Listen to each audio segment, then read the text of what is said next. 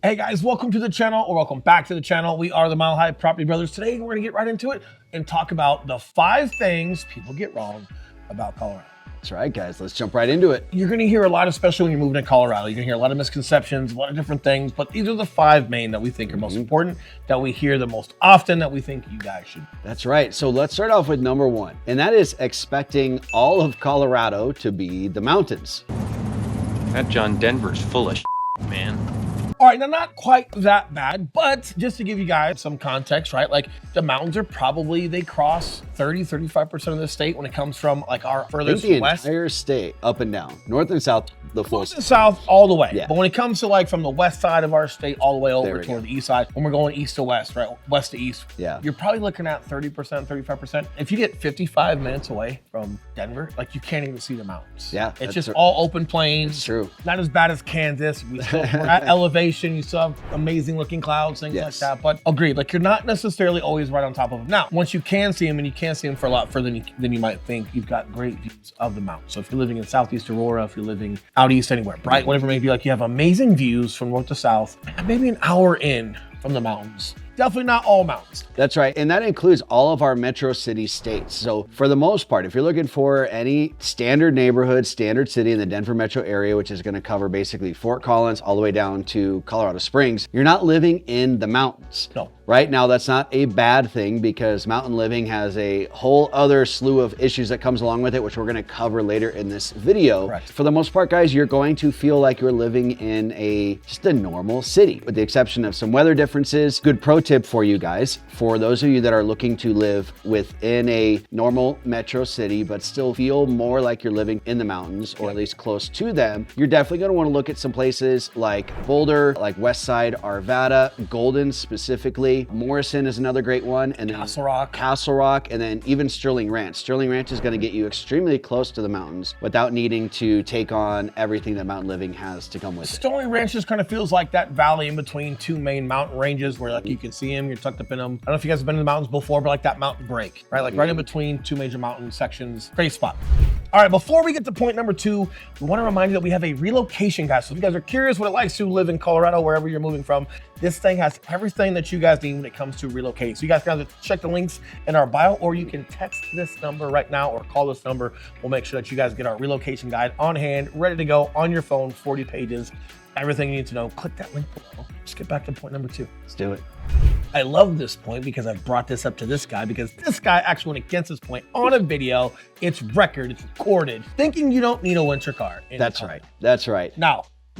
Now, you might want to argue that, like, no, you can make it. We have more sunny days in Florida, snow melts, you don't necessarily have to go anywhere. That would be true. You probably could make a bet with me. You probably could work from home, whatever it may be, like when it snows, not have to go anywhere, have plenty of groceries, etc., and not technically need it. Got it. Is it safe? I don't know. For emergency reasons, I would say probably not. That's the police officer in me. True. However, it's not just about getting by. It's not just about, hey, I can just stay home when it snows. I don't necessarily have to go anywhere. The main reason why you need a winter car is because there's so much to do in Colorado during the winter season that you would not want to miss out on, especially when it comes to the mountains. If you don't have a proper car, you're definitely not making it. That's true. Nowadays, guys, it is straight up illegal to drive in the mountains during the winter, during a snowstorm, without all-wheel drive minimum. So all-wheel drive or 4-wheel drive, and then they do have mandatory chain laws for commercial vehicles and things like that, but didn't always used to be the case. Traffic would be even worse than it is now, because you get that one guy with rear-wheel drive or even just front-wheel drive, and you're making all the traffic come to a complete standstill. Now, correct. Now, as much as we want to make fun of that, or we can say something about that, here's the reality. I'd venture to say that not every person with a 2-wheel drive vehicle is just trying to be a jerk out there thinking they can make it to the mountains or make it home from the mountains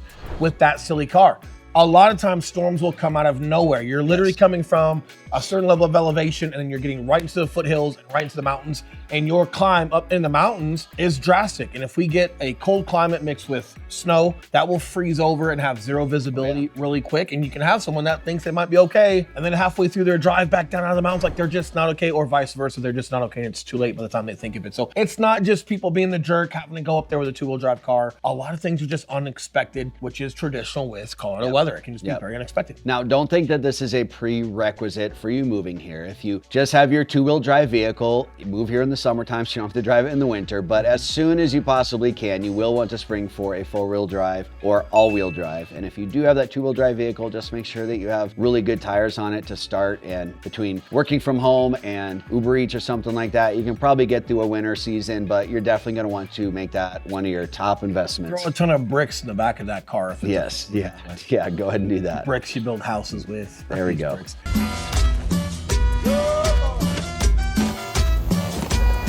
Now with our third point here, guys, we're going along with the similar theme from the last one, but that's thinking ski traffic is no big deal. Correct. When you go to the mountains, when you're living here as a local, is critical because Friday through Sunday during ski season, it can be an absolute mess. Like the past 3 weekends in a row, there's been snowstorms up in the mountains and everyone's been trying to get up there for the fresh snow and they've had to shut down I-70 like 3 different times. Correct. Let's just elaborate a little bit and let's just say weekend traffic in general, because even in the spring and summer when the weather's clear, you're still going to get a lot of traffic. I-70 west, I-70 east through the Eisenhower Tunnel, whether you're going up or you're coming home from mountains. We used to be able to say a couple years ago, hey, you know what? Just leave work early or just don't go to work on Friday, leave in the morning. You should have plenty of time. It typically doesn't get overly busy until people get off of work and they're headed up to the mountains after work. You still get that rush, but you've got a lot more folks now that work from home. You have a lot more folks that just have more flexibility and a lot more people can actually leave Friday as well, right? So like you're better off still leaving Friday morning, Friday mid-morning. If you guys really want to stretch it and do a great job, leave Thursday. Or if you can take some time off and go Tuesday, Wednesday, Thursday up to the mountains, the best. You're going to get great snow. You're going to get great commute. So if you guys can do that, that'd be great. Obviously, if you're going to go up, just being prepared for some of that weekend travel. If you guys can come back on a Monday versus a Sunday, not a bad idea. Or if you guys can just leave super early Sunday morning, coming back, you'll beat a lot of that traffic. Most people do sleep in a little bit before they come back from the mountains, but it's very common. Colorado's a very active state. People love the mountains in all seasons. Obviously winter more inclement, so the traffic can go from busy to busy and inclement / bad, which is just not good. Either way, Colorado very active. Very. A lot of folks love having fun. Just be creative, figure out where you can go, and if you can go midweek, great idea. Yeah, guys, and we're not talking just a little delay. Without traffic, you're looking at an hour and a half to get to the ski resorts from anywhere pretty much within the Denver metro area. With delays during, rush hour and things like that, with ski traffic, you could be looking at 4 to 6 hours for that same commute. So it's crazy how much worse it can get. Now, keep in mind, this is just pretty much traffic heading west. So during that Thursday, Friday, like we're talking about something crazy going west, there's going to be almost none coming east. Correct. And then flip-flop that for like a Saturday or Sunday where everyone's coming down. So east is going to be absolutely crazy. So again, however you can time that, guys, get creative with it and you will save yourself like 3 or 4 times the trip. 100%.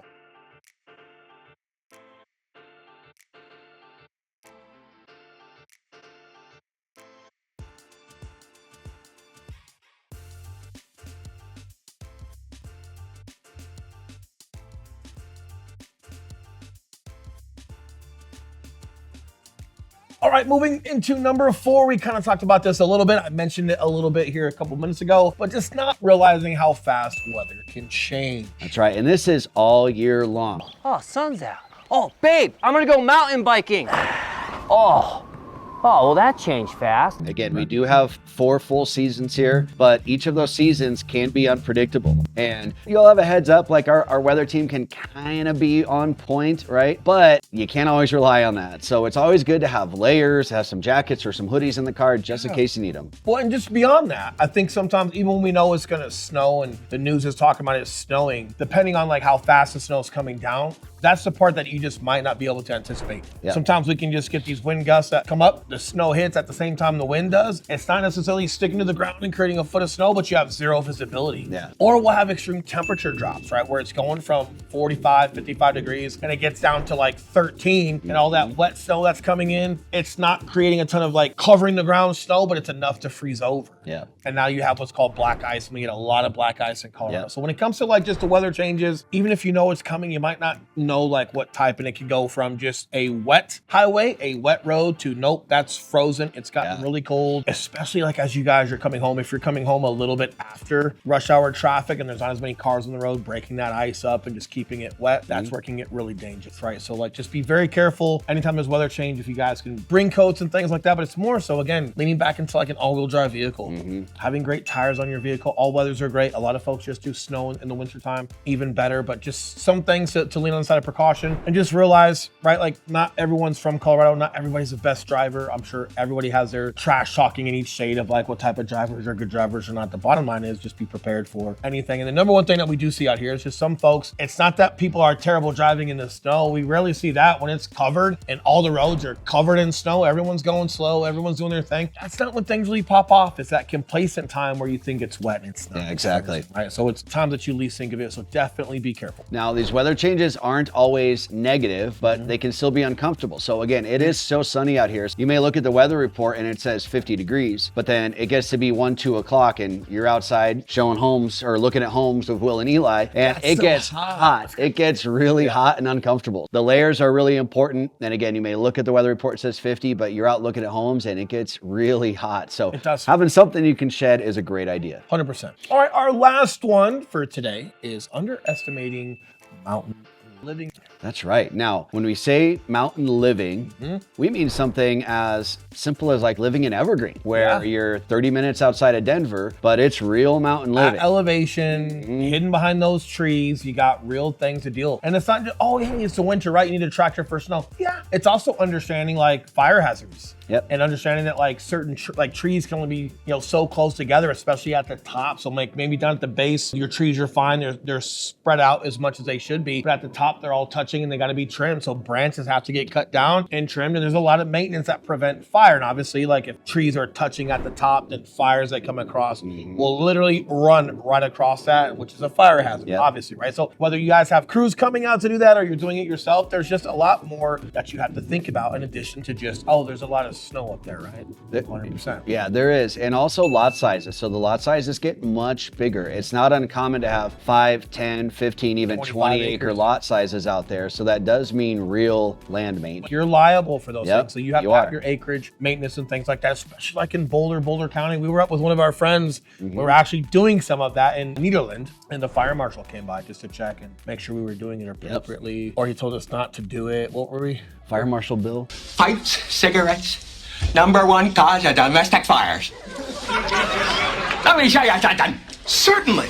He was kind of like that, wasn't he? Kind of like he that. was. Now, listen, it was a ton of Marines. It was a buddy out. That was a Marine Corps commander with me. We're at his property in Nederland. A bunch of us dudes out doing some stuff, like, for the most part, entirely safe. Maybe a couple of adjustments on how they'd like us to do it. But the bottom line was there was a lot of work with cutting trees down, cutting dead trees down, cutting branches down, and creating a bonfire, per se, to like burn that stuff off and whatnot. But there's just more responsibility. Now, does it come with the pro of like you get to live up there and it's amazing? Absolutely. Isolation. Are there companies that can come by and do those things for you and it not be terribly expensive? 100%, right? So a lot of you that are moving from California or different areas, like this is not news to you. You're very familiar. So this is just part of living in isolation, living in certain areas and certain spots, having certain views. You definitely just have to make sure that if it's your land, you're taking care of it. Now, there are some other considerations like propane, all right? So a lot of our homes run off gas, except not everyone has just gas lines ran to their home when you're up in the mountains. So you'll have to have separate propane. You'll have to have people come out for a couple times a year. Yep, you're gonna be on a well system. You're gonna be on a septic system. So all these things are very standard for living in the mountains. So nothing to be turned off of, but if that's what you're looking for, just understand there are these other considerations. Also, another one is the way that the land is laid out. We'll have some people, if you've got like a family and kiddos and you want a yard and place for them to play, there's not a lot of flat places up in the mountains.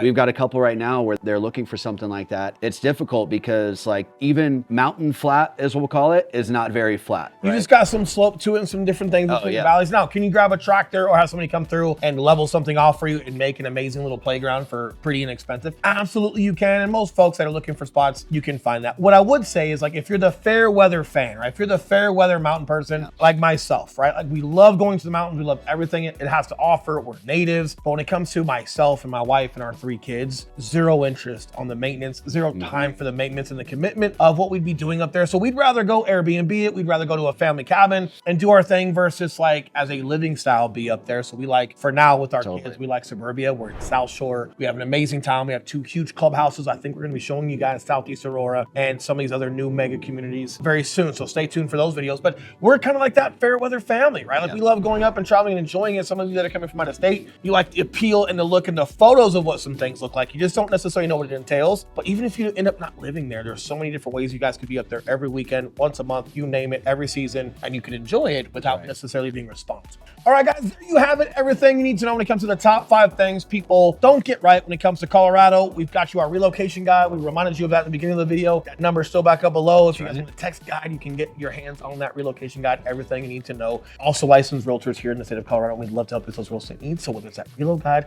or us helping you with your real estate needs, we'd love to contact you or have you contact us. But with that being said, enjoy the rest of your weekend. Great weather here in Colorado. We're going to enjoy it with some showings. That's right. You guys enjoy yours as well. See you very soon. All right, see you guys.